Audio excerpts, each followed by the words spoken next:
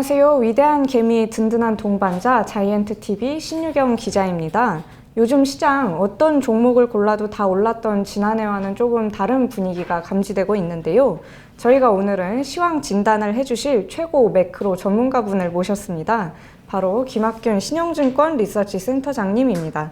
안녕하세요, 센터장님. 네, 안녕하십니까? 올해 연초 무섭게 올라오던 코스피가 2월 이후 계속 정체된 모습을 보여주고 있는데요. 최근 조정을 기간 조정의 성격으로 봐야 할까요? 아니면 본격적인 조정의 신호탄으로 봐야 할까요? 못 오른다는 관점에서 보면 시장이 조금 답답할 수도 있을 것 같습니다. 네. 작년 3월 이맘때 벌써 시장이 바닥을 치고 오르고 있긴 했었습니다만은 코로나 팬데믹 이후로 작년 3월부터 금년 1월까지는 진짜 시장이 쉬지 않고 달리면서 올라왔거든요. 네, 그랬죠. 근데 우리 증시 역사에서 보면 근 1년 가까운 동안 시장이 조정 없이 오르기만 한 게 매우 예외적인 현상으로 봐야 됩니다. 주식 투자를 하시면서 작년과 같은 주식시장의 리듬이 원래 주식시장이 이런 곳이야 라고 생각하시면 안 될 것 같고요.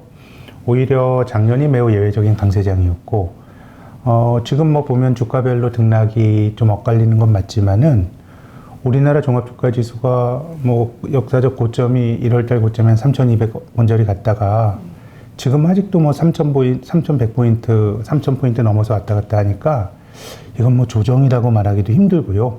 원래 주식이라는 게 많이 오르면 중간중간에 조정을 받을 때도 굉장히 세게 조정을 받는데 작년에는 한국뿐만 아니라 글로벌 증시가 이제 전반적으로 오르지 않았습니까? 미국도 많이 올랐는데 미국도 작년이 많이 올랐던 나스닥은 뭐 고점 대비 한 10% 조정받았다가 지금은 그것마저도 이제 좁히고 있는데 미국의 다우지수는 뭐 연일 사상 최고치거든요. 네. 그래서 지금 시장을 너무 답답하다라는 감으로 보시면은 작년에 비하면 답답하지만은 뭐 내면에 흐르는 힘은 여전히 저는 굉장히 강한 시장이 아닌가라는 생각이 들고요.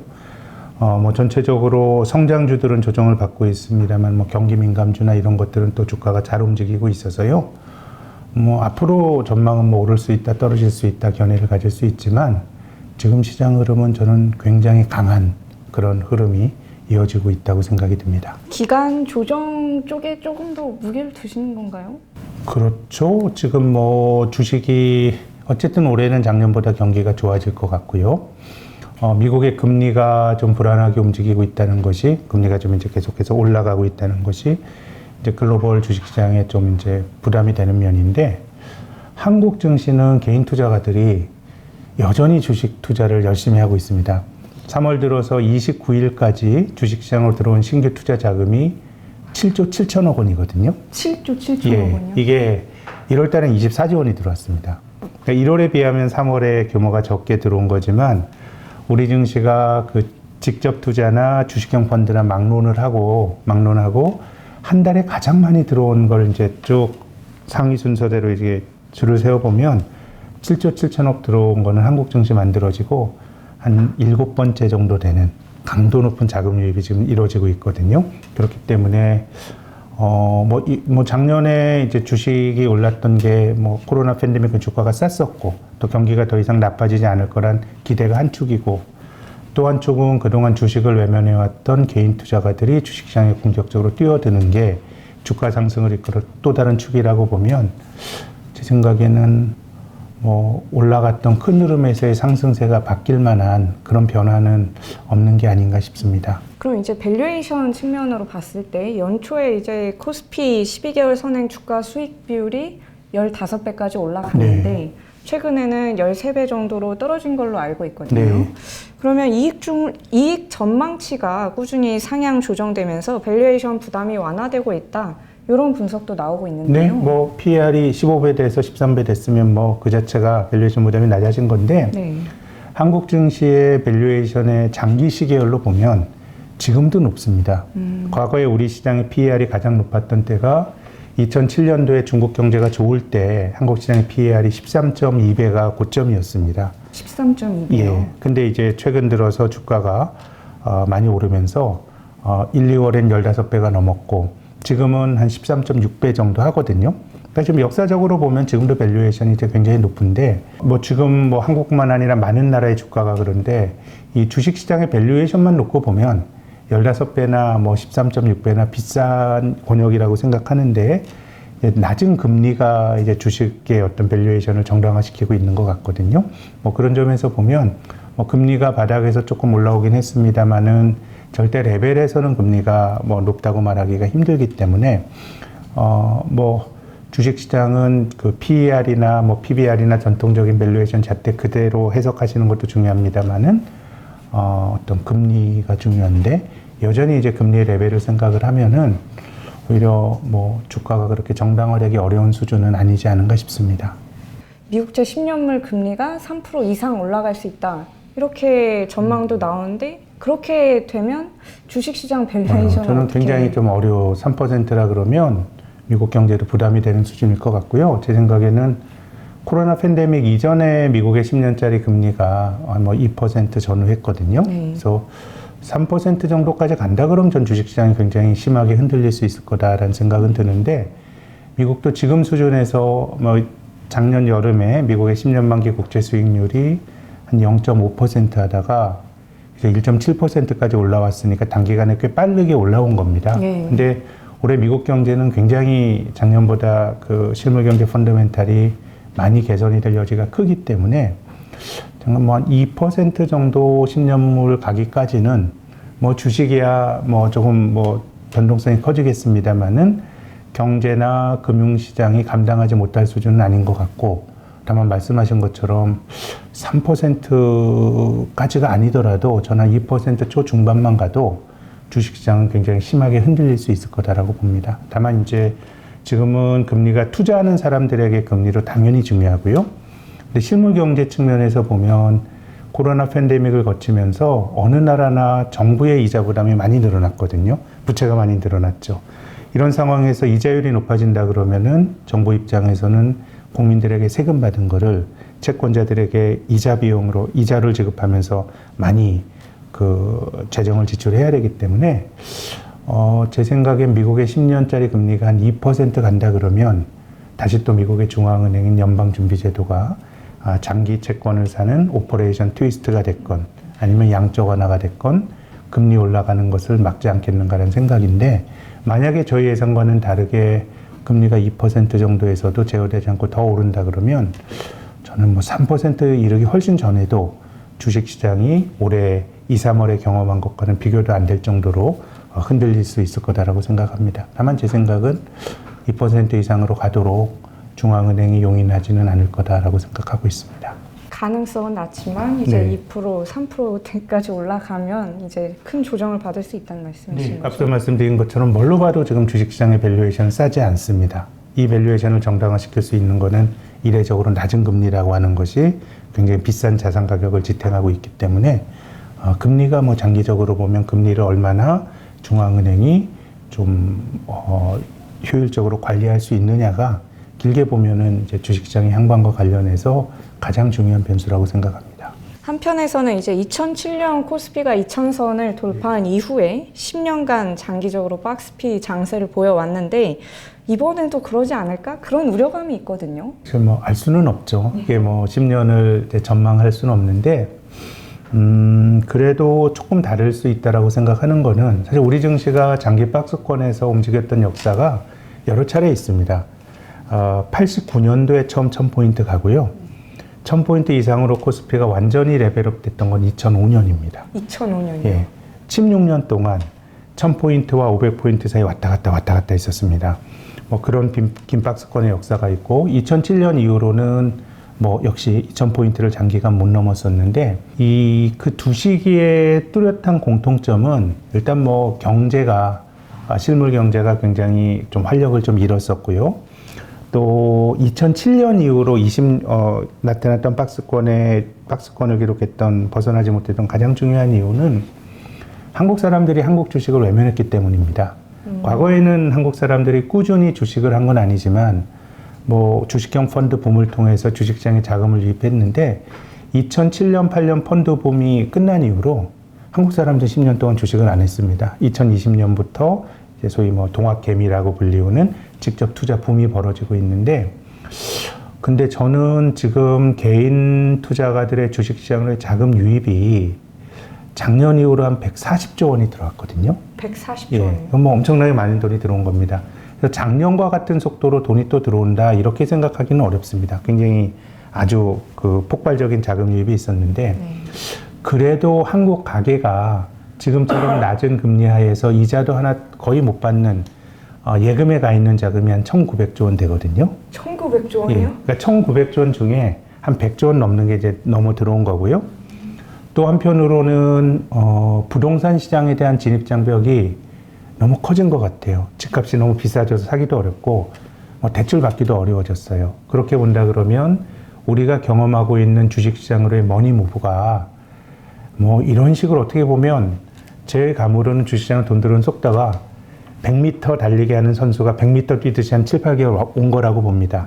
그래서 이런 어떤 호흡으로 지속되기는 어렵지만 뭔가 주식을 굉장히 안 했던 국민인 한국 사람들이 저금리를 이기지 못하고 주식시장으로 자금이 들어오는 머니 무브는 조금 구조적인 성격이 아닌가 생각을 합니다. 그럼 2007년부터 장기 박스권에 머물렀던 중요한 이유 중에 하나가 앞서 말씀드렸던 한국인들의 한국 주식 외면이라고 보면은 조금 뭐 10년의 미래를 알기는 어렵겠습니다만은 그건 아니지 않을까. 우리 증시 만들어지고 2007년부터 코로나 팬데믹 이전인 2019년까지의 코스피의 연율화 수익률이 1.1%밖에 안 됐습니다. 1.1%요? 예, 배당까지 받는다고 쳐도 한 3%, 역사적 가장 낮은 수준인데요. 그럼 이제 앞으로 10년이 그런 식의 어떤 굉장히 이례적으로 낮은 수익률이 또 반복이 될 거냐라고 본다 그러면 뭐 알기는 어렵겠지만 그 정도의 부진한 성과는 아니지 않을까라는 생각은 갖고 있습니다. 그럼 궁금한 게 올해에는 미국 증시가 쭉 올라갈 때 한국 증시도 쫓아서 쭉 올라갈 수 있을까요? 어떻게 보실까요? 글쎄요, 제 생각에는 뭐 유동성이란 관점에서 보면 뭐 아직까지도 가계 금융자산에서 한국 사람들이 주식 편입 비중이 낮기 때문에 이건 뒤집어서 말하면은 아직도 더 나아질 여지가 많은 것 같고요, 시장으로. 이건 이제 좋은 점인데 이제 실물 경제나 이런 걸로 놓고 본다 그러면은 글쎄요, 구조적으로 한국의 특정 산업 분야가 한국이 잘할 수 있는 게 좀 나올 수 있다고 생각은 드는데 산업 전체적으로 보면은 그래도 좀 미국이 더 나은 거 아닌가 그런 생각은 듭니다. 뭐 한국뿐만 아니라 미국과 미국 이외 국가 간의 어떤 경제에 있어 혁신이나 이런 것들이 글로벌 금융위기 이후로 극명하게 저는 갈리고 있다고 봅니다. 그럼 한국의 성과가 미국의 성과를 쫓아가기는 그래도 좀 어려움이 있을 것이다. 뭐 아주 뭐 주식시장의 유행이란 거는 바뀌기 때문에 뭐 아주 먼 미래를 전망하기는 어렵습니다만은 지금도 좀 그런 앞으로 한 2, 3년 놓고 보면 그럴 것 같고요. 이미 이제 미국만 달리는 일종의 부작용이랄까요? 이런 것들이 나타나고 있는 게 올해 글로벌 경기가 사실은 작년보다 나빠지는 날은 거의 없죠. 좋아지는데 그 중에서 유독 미국이 훨씬 강합니다. 그러니까 미국의 이제 금리가 올라가고 이런 건데, 작년도에 2020년 한 가을쯤에 올해 시장을 전망할 때 많은 이들이 올해 금리가 올라갈 거라고 하는 건 많은 이들의 전망이었어요. 근데 달러가 강해질 거다라고 하는 건 조금 소수 의견이었거든요. 바이든 행정부가 경기부양책을 쓰면서 달러를 많이 풀 거니까 미국 돈인 달러 가치가 약해질 거다라는 게 금융시장의 컨센서스였는데 다른 데가 못 미치고 미국 경제가 훨씬 좋다 보니까 달러가 강해지고 있습니다. 작년 12월 달에 원달러 환율이 한 1,080원 했었는데 3월에는 1,140원까지 가지 않았습니까? 달러가 강해지고 있어요. 그래서 달러가 강해질 때는 미국 이외의 지역의 어떤 시장이 평온했던 적이 별로 없거든요. 강달러가 만들어지면 미국 이외 지역에서 외국인들이 이탈하고 우리 외국인들의 매도세를 보고 있는 거 아닙니까? 연간 8조 원을 팔았습니다. 근데 이제 제가 앞서 말씀드린 것처럼 한국 사람들이 지금 뭐 주식에 몰입을 하는 것은 그냥 뭐 기존에 금리도 낮고 부동산 하기도 힘들고 기존에 주식을 너무 안 했던 것에 대한 비정상의 정상화라 그러면 적합한 표현일지 모르겠는데 조금 구조적인 머니 무브가 나타나고 있기 때문에 한국은 뭐 개인 투자가들의 유동성이 이렇게 강하다 그러면 강달러 국면에서 외국인이 주식을 팔더라도 시장이 그렇게 쉽게 무너질 것 같지는 않은데 어쨌든 뭐 미국이 다른 나라보다 경기가 훨씬 좋고 이 과정에서 강달러가 만들어진다는 거는 신흥국에 좋은 일은 아니죠. 뭐 브라질, 터키 이런 나라들 경기도 안 좋은데 막 금리를 올리고 그러잖아요. 그게 이제 강달러 하에서의 자본 유출을 막기 위한 구육책이라고 생각을 하거든요. 그래서 조금 뭐 주식시장의 성과 이런 것들이 결국은 미국이 가진 두드러진 혁신이나 이런 것들이 반영된 결과였는데 지난 10년이 그랬고 앞으로도 이런 좀 여진이라 그럴까요? 그런 추세가 좀 더 이어질 거다라고 저는 봅니다. 미국 증시는 꾸준히 우상향 해왔잖아요. 네. 이걸 단순히 이제 한국 주식 투자자들이 한국 주식을 외면했기 때문에 박스피에 갇혀 있었다. 이렇게만 볼 수 있을까요? 그럴 순 없죠. 그러니까 이건 어쨌든 투자자들의 행태로만 보면 뭔가 한국인들이 한국 주식을 외면했던 게 장기 성과 부진의 한 요인이고요. 2007년 이후로 종합주가지수가 코로나 팬데믹 이전까지 장기 박스권에 머물렀던 또 명확한 이유는 한국 경제는 중국 의존도가 굉장히 높은 시장입니다. 네. 근데 2000년대 들어서 중국 경제가 굉장히 좋았었죠. 그래서 2000년대 초반은 중국도 좋았고 한국 시장도 전 세계에서 가장 각광받는 시장이었습니다. 근데 중국 경제가 글로벌 금융위기 직후에 강력한 경기 부양책을 쓴 이후에 한 2011년부터는 뭐 슬금슬금 조금 이제 경기가 둔화가 됐고, 중국의 상해 종합주가 지수가요, 2007년 고점에서 6,100이었습니다. 지금도 한 3,400 하잖아요. 그러니까 그게 한국 증시 장기 박스권은 중국 경제에 대한 높은 의존도가 반영이 된 결과라고 생각을 합니다. 그래서 저는 뭐 앞으로 장기적으로 봤을 때는 개인 투자가들의 주식 투자 붐이 과거처럼 그렇게 뭐 허무하게 끝나지 않을 수 있다라고 하는 점은 이제 한국 시장이 한국인들의 한국 주식에 대한 관심으로 자기 강화적으로 시장이 과거와 다른 모습을 나타내는 긍정적인 요인이고요.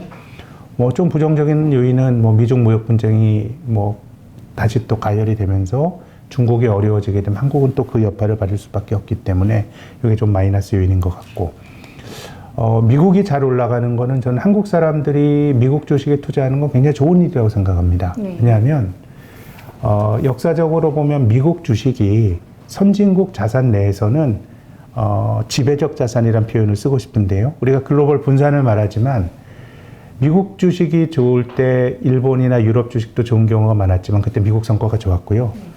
미국 증시가 안 좋을 때는 일본이나 유럽 같은 데 성과가 더 나빴어요.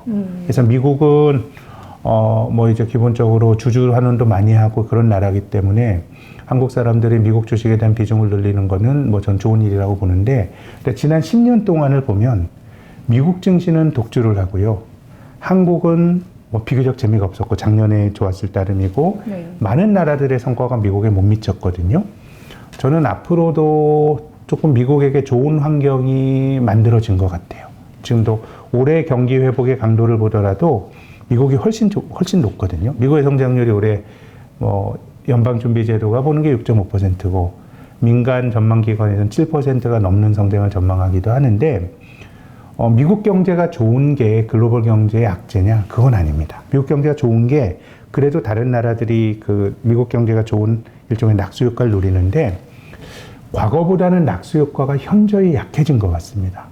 예전에 미국 경제가 좋으면 많은 나라가 미국의 수출을 늘리면서 경기가 다 좋아졌거든요. 근데 저는 이 연결고리가 약해진 첫 번째 이유가 미국 사람들이 글로벌 금융위기 이후로 제조업에 신경을 많이 썼던 것 같아요. 제조업이요? 예.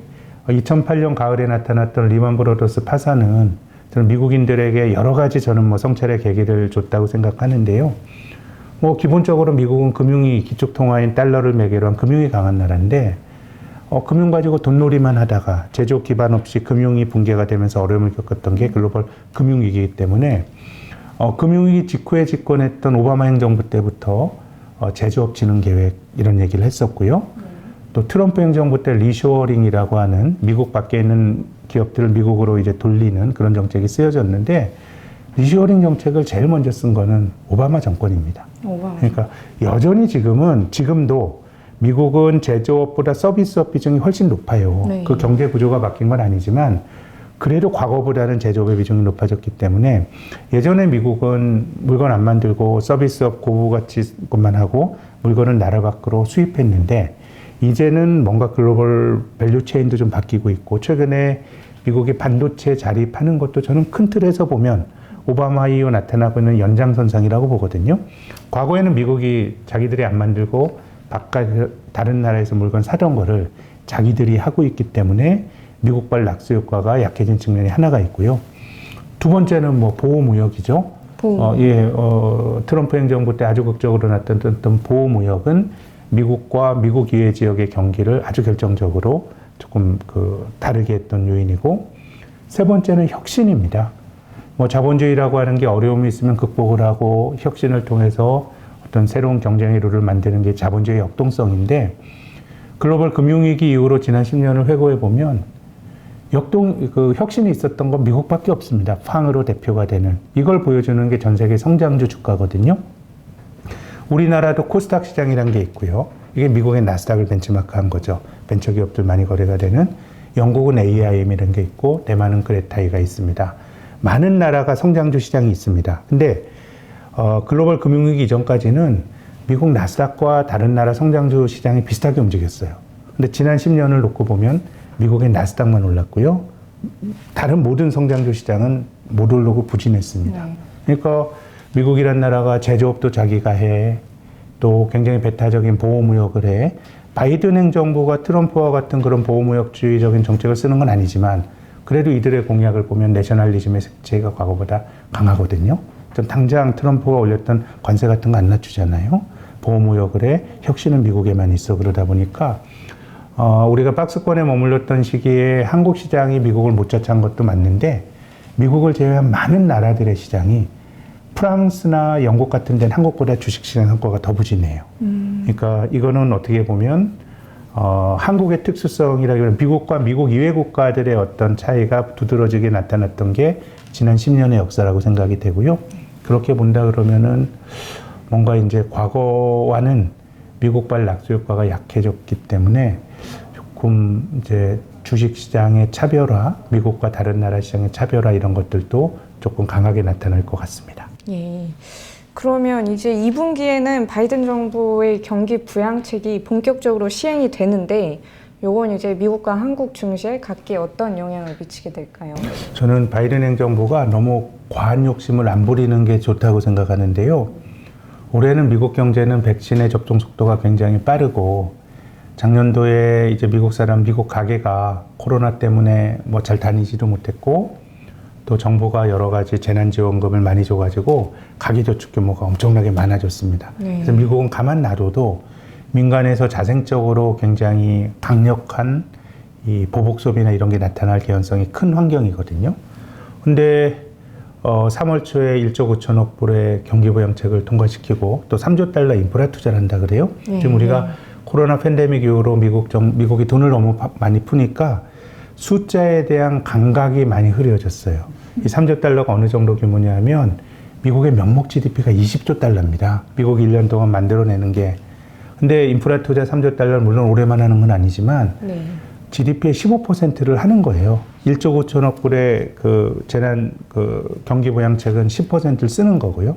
그래서 제가 좀 걱정되는 거는 뭐 미국이 경기 부양책을 쓰면서 미국 경기가 좋아진다는 게 글로벌 경제 전체적으로 나쁜 일은 아니지만, 이게 미국이 가만 놔둬도 좋은데 정부가 자꾸 재정적 자극을 가하면서 미국 경제 성장률 다른 데보다 굉장히 강하게 나온다 그러면 달러가 더 강해질 개연성이 있습니다. 달러가 더 강해질. 그럼 이제 미국 이외 지역의 금융시장은 조금 힘든 그런 일이 벌어지는 거고, 제가 미국 경제가 다른 나라와 다른 혁신이 있었던 게 글로벌 금융위기 이후 나타났던 현상으로 말씀을 드렸는데요. 그래서 금융위기 이후에 미국 경제가 좋아질 때는 꼭 탈이 났습니다. 2008년도 금융위기 이후에 미국 경제가 정상화됐던 게 2010년, 11년이었거든요. 그때 이제 금리가 올라가면서 그때 탈이 났던 게 미국 주식도 조금 조정받았지만 취약했던 남유럽의 재정위기가 터져버렸고요. 2013년에는 중앙은행이 양적 완화를 좀 이제 줄이려는 테이퍼링을 시사하니까 미국 주식은 조금 조정받았고 투자자들이 감내할 수 있는 조정이었지만 브라질 같은 데가 아주 어려움을 겪었고요. 2015년은 미국 금리 올리기 직전에 중국의 부채 문제가 터져버렸습니다. 그래서 이제 경기 회복의 강도가 굉장히 다르기 때문에 저는 미국 바이든 행정부가 과욕으로 자꾸 재정적 자극을 가하는 것이 뭐 이제 미국 경제에 미치는 영향, 미국 사회에 미치는 영향은 다른 차원의 분석이고, 투자자의 관점에서, 특히 이제 미국 이외 지역 투자자의 관점에서 보면 그런 과욕을 안 부리는 게 굉장히 중요한데, 근데 뭐 지금 블루웨이브라고 하는 행정부와 상호원을 전부 장악을 했기 때문에 저는 이게 내재적으로 주식시장에 내재되어 있는 올해 주식시장의 리스크라고 생각합니다. 과열이나 오히려? 인플레, 장기금리 상승, 달러 강세 이런 것들이 조금 이제 특히 미국 시장에서 조금 이제 나쁜 그림들을 만들어낼 수 있다고 생각합니다. 바이든의 경기 부양책이 이제 달러 강세를 이끌어내면서 한국과 같은 신흥국 시장에는 조금 그래도 한국은 뭐 이제 그 경기 회복 강도가 다른 신흥국보다 낮고 또 한국인들이 주식을 또 열심히 한다는 특수한 사정이 있기 때문에 그래도 전 성과가 버틸만하다고 생각하는데 신흥국 전반적으로는 악재고요. 뭐 비슷한 기시감이 드는 게 2018년입니다. 그때 미국 경제가 좋았거든요. 미국 경제가 뭐 다른 데보다 좋았는데 그 당시에는 트럼프 대통령이 대규모 감세를 하면서 좋은 경제에 기름을 부어버렸어요. 그러니까 2018년에 시장이 많이 흔들렸기 때문에 지금은 조금 저는 그 경제에 개입하기를 원하는 진보 정권인 바이든 행정부가 너무 과욕을 부리지 않는 게 중요한데 그런 점에서 인프라 투자 공헌하고 이런 것들이 투자자들에겐 저는 굉장히 좀 리스키한 그런 요인이라고 봅니다. 요걸 이제 가장 큰 리스크로 하나 꼽아 주셨는데 제가 개인적으로 좀 느낄 때 또 다른 악재 중 하나는 미중 분쟁이라는 생각이 들거든요.